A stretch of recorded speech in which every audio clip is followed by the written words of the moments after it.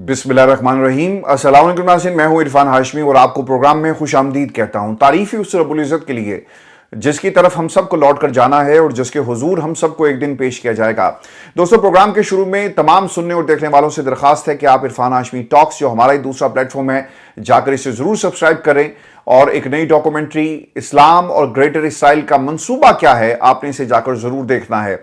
Viewers, programme के शुरू में जो आज की अहम खबरें और चंद अहम सवाल मैं आपके सामने रख दूं। इमरान खान की ट्वीट और उन्होंने अली मीन गंडापुर के लिए एक फाइनल वार्निंग जारी कर दी और इसका जवाब भी आ गया है। और अली मीन गंडापुर एक डमी वज़ीर आला है, एक प्रॉक्सी, एक अर्दली वज़ीर आला है। कैसे, ये भी आपको बताएंगे। और फिर खान साहब के केसेस, 2 केसेस हाई कोर्ट में लगे हैं और इतने अरसे के बाद इन केसेस को लगाने की असल वजह क्या है। और फिर इमरान खान के केसेस में अर्ली जो हेयरिंग की दरखास्त है, इसका भी हाल वाल मैं आपके साथ शेयर करूंगा। और फिर अडयाला में मुलाकात का दिन है, क्या ये मुलाकात करवाई जाएगी। और फिर व्यूअर्स, आपको विजुअल्स दिखाएंगे, एक कश्ती कैसे उल्टी और हमारे हुक्मरान, इनका पाकिस्तान की आवाम से कितना ताल्लुक है। और फिर भुट्टो पानी में क्यों नहीं डूब जाता, भुट्टो आज भी आपको पाकिस्तान में जिंदा जो नजर आ रहा है, इसका भी पोस्टमार्टम करेंगे आज की इस नशिस्त के अंदर, इस नारे की। और फिर हकीकत क्या है। और दूसरी तरफ अमेरिका और इसराइल हमला करते हैं और उसामा बिन लादेन की आज नेतन्याहू को याद क्यों आई, ये भी मैं आपको दिखाऊंगा आज की इस नशिस्त में कुछ विजुअल्स के जरिए। लेकिन व्यूअर्स, सबसे अहम खबर, इमरान खान का जेल से पैगाम, और अपने इस पैगाम में वो क्या कहते हैं, ये सुनिए खान साहब क्या कह रहे हैं। पहले उन्होंने हमीदुर रहमान कमीशन का हवाला दिया, फिर उन्होंने सबसे गलत फैसला शेख मुजीबुर रहमान की मकबूल तरीन जमात अवामी लीग को दबाने का था, जिस पार्टी ने 162 में से 160 नशिस्तें जीती, इसे दीवार से लगा दिया गया। मुजीबुर रहमान को जेल में डालकर मगरबी पाकिस्तान में अपनी नशिस्तें बढ़ाकर दिखाई गई। 24 मार्च 1971 को मुजीबुर रहमान के साथ मुज़ाकरात शुरू किए गए, मगर उसी रात बंगालियों के खिलाफ ऑपरेशन लॉन्च कर दिया जाता है, जिसमें सरकारी आदादोशुमार के मुताबिक 50,000 अफराद का खून बहाया गया, जबकि असल तादाद इससे कई ज्यादा है, जिसे छुपा लिया गया। आज पाकिस्तान में दोस्तों वही हालात हैं। खान साहब ने यह भी कहा कि 1971 में जो हालात उस वक्त थे, आज भी इसका एक एक्शन रीप्ले हम पाकिस्तान में देख रहे हैं। 9 मई का फॉल्स फ्लैग ऑपरेशन होता है और मुल्क की मकबूल तरीन जमात पाकिस्तान तहरीक इंसाफ को कुचलने की कोशिश शुरू कर दी जाती है। 2 रातों में तहरीक इंसाफ से मुंसलिक 10,000 से ज्यादा लोगों को गिरफ्तार किया गया। और ये जो सबसे अहम नुकता इमरान खान ने अपने इस ट्वीट के अंदर जो गुफ्तगू हुई, जिसे एलेबोरेट किया गया है, आज वो ये बताते हैं कि कैसे मुमकिन है कि 10,000 लोगों को 2 रातों में बगैर किसी तहकीक के गिरफ्तार कर लिया जाए। इसके बाद पार्टी को कुचलने का सिलसिला शुरू होता है। मुल्क की सबसे बड़ी जमात की तमाम सियासी सरगर्मियों पर पाबंदी लगा दी जाती है। कोई तहरीक इंसाफ का परचम उठाता है तो उसे उठा लिया जाता है, उम्मीदवार, उनकी फैमिलीज को अगवा किया जाता है। सब कुछ पाकिस्तान तहरीक इंसाफ ने बर्दाश्त किया और फिर निजाम इस हद तक आगे बढ़ गया कि इंतखाबी निशान तक पाकिस्तान तहरीक इंसाफ से छीन लिया गया। मगर अवाम ने 8 फरवरी को बाहर निकलकर इस सारे बयानी को जमीन बोस कर दिया और पूरी दुनिया ने देखा कि 8 फरवरी का दिन इनकलाब का दिन था, जब लोगों ने जुल्म के खिलाफ वोट दिए और तहरीक इंसाफ को 2/3 अक्से दिलवाई। कमिश्नर पिंडी का वो बार बार जिक्र कर रहे हैं, उसकी जमीर की आवाज थी, वो बोला, लेकिन मुर्दा जमीर जो इमरान खान के साथ चल रहे हैं वो खामोश रहे और आज तक खामोश है। दोस्तों, 50-50 हजार वोटों की धांधली का इतराफ होता है, मगर इस कमिश्नर रावलपिंडी को गायब कर दिया जाता है। उसका क्या ज़हनी तवाज़ुन बिगड़ गया, भोंडा बयानिया बनाकर उसे गायब कर दिया गया और आज तक उसका किसी को मालूम नहीं है। ये भी इमरान खान ने अपनी ट्वीट में तफसील के साथ जिक्र किया। जो अगली चीज़ थी वो 9 मई के असल मुजरिम है, वो कहाँ है, किसी को कुछ मालूम नहीं। दोस्तों, याद रखिएगा कि 9 मई के असल मुजरिम वही हैं जिन्होंने सीसीटीवी फुटेज गायब की, जो रिकॉर्ड पर इस सीसीटीवी फुटेज को लाने नहीं देते।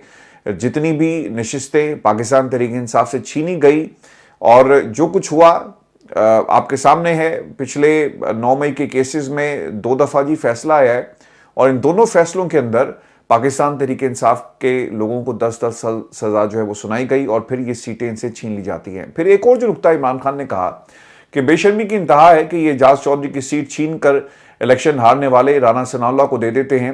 ये सब सजाएं बिल्कुल नाजायज़ हैं। आप जरा गौर करें, राना सनाउल्लाह उन शख्सियात में से हैं जिन्हें पाकिस्तान की आवाम ने रद्द किया।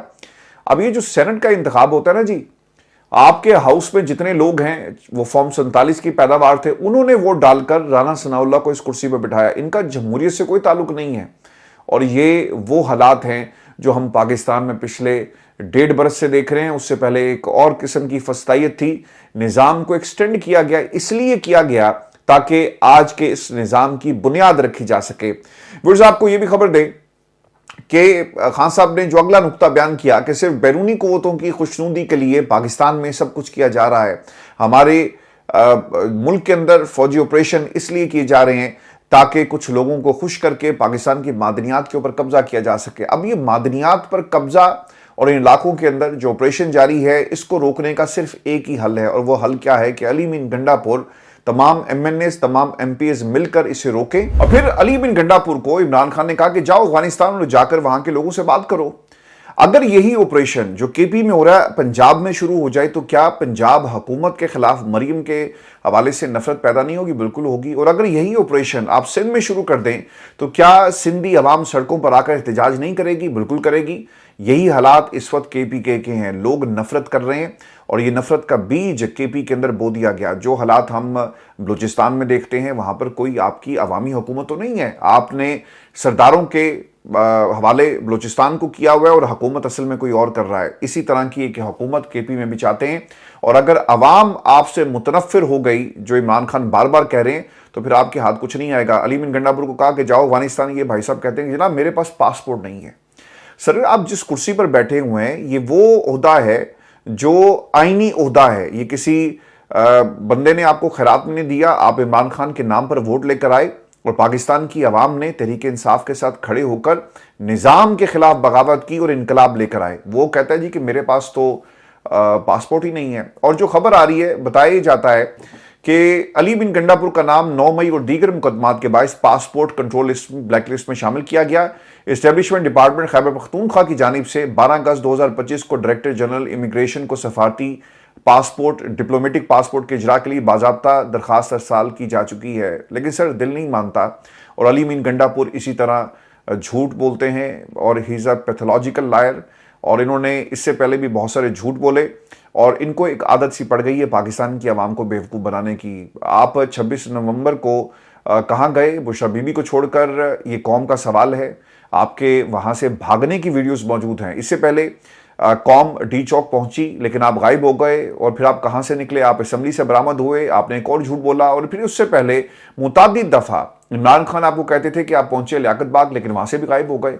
तो अली बिन गंडापुर क्या कर रहे हैं? वो कौम को धोखा दे रहे हैं, वो झूठ बोल रहे हैं और इन्हें झूठ बोलने की आदत पड़ गई है। इसीलिए इमरान खान से मिलते नहीं है, क्योंकि जिस दिन इनकी मुलाकात हो गई ये एक दिन भी अपनी कुर्सी पर बैठ नहीं सकेंगे और पाकिस्तान की एस्टेब्लिशमेंट इन्हें इस्तेमाल करके अब फेंक चुकी है। और दोस्तों, अली बिन गंडापुर की इस पूरे सिस्टम में एक डमी हैसियत है, एक प्रॉक्सी है पाकिस्तान की एस्टेब्लिशमेंट की और इन्हें इस्तेमाल करके अब साइड पे रख दिया गया। मीडिया रिपोर्ट्स ये बताती हैं कि खान साहब का जी एक वर्कर था, 9 मई के केसेस में उसे पकड़ लिया गया और वो 9 मई के केस के अंदर सजा